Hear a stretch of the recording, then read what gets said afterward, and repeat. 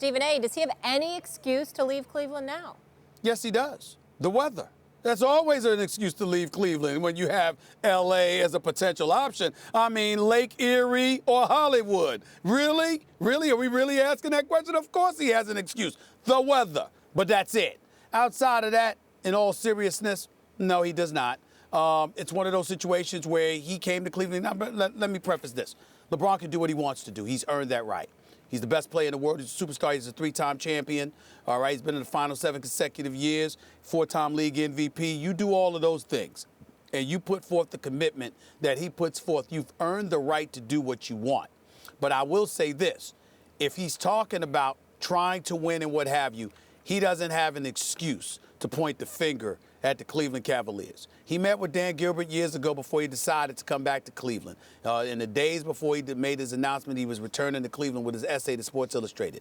He sat down with Dan Gilbert, and he talked about, hey, I want to make sure that you're going to sit up there and exhaust every measure to keep us competitive. That means triggering the luxury tax, having one of the top payrolls, not skimming off the top and, cutting corners and all of this stuff. And what has Dan Gilbert done? Dan Gilbert has had the top 2 highest payroll every year that LeBron James has been in Cleveland. Right now, they're at number 1. He's doing his part. He's living up to what he said. David Griffin, the GM, lived up to what he said in terms of getting personnel. Kobe Altman now has pulled off this deal. He's living up to it. So the pieces around LeBron James from an organizational perspective have done and have fulfilled their end of the bargain. He has a championship roster. And if he's the best in the world, like he says, like most of us says, you can't sit up there and have everything in order to win. You and your greatness is supposed to be able to compensate for whatever minuscule thing is lacking. He has no excuses. He should, to me, I don't view it as him having an excuse to leave Cleveland.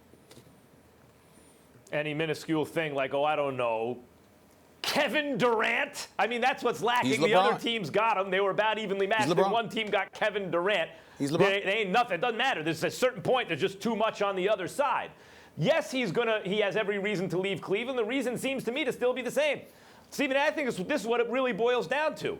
Besides L.A. and all that stuff, you're right, of course, about that. But from all the reporting and from what I can gather, and just from thinking about it as a human being, I don't think LeBron likes Dan Gilbert, period. I don't think he likes him. He shouldn't like Dan Gilbert. So if you're in He Cleveland... should never get over that letter. What's that? He shouldn't like Dan Gilbert. Right. He should never get over that letter. People in his inner circle still haven't gotten over that letter.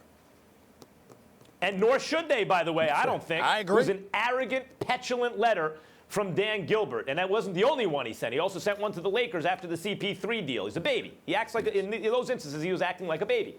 And he did it publicly to LeBron, and they were burning his uniform in effigy and all this kind of stuff on the streets in Cleveland. LeBron don't owe Cleveland a damn thing. LeBron was raised in Akron, and he happened to be drafted first overall by the Cleveland Cavs, so had to spend the first 7 years of his career there. Then he was free to choose where he wanted to go. It's called being a free agent. He chose Miami. Good for him. And then he chose Cleveland.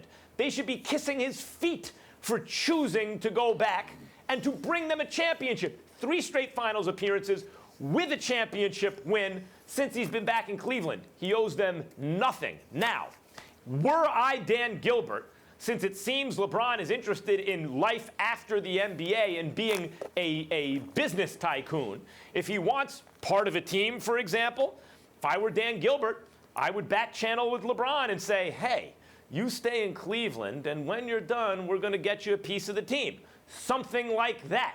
The fact that that's not the case, or that LeBron still wants to leave, leads me to believe that that hasn't happened. That would be a mistake by Dan Gilbert. But that's against the rules, yes, but that's frequently how things are done.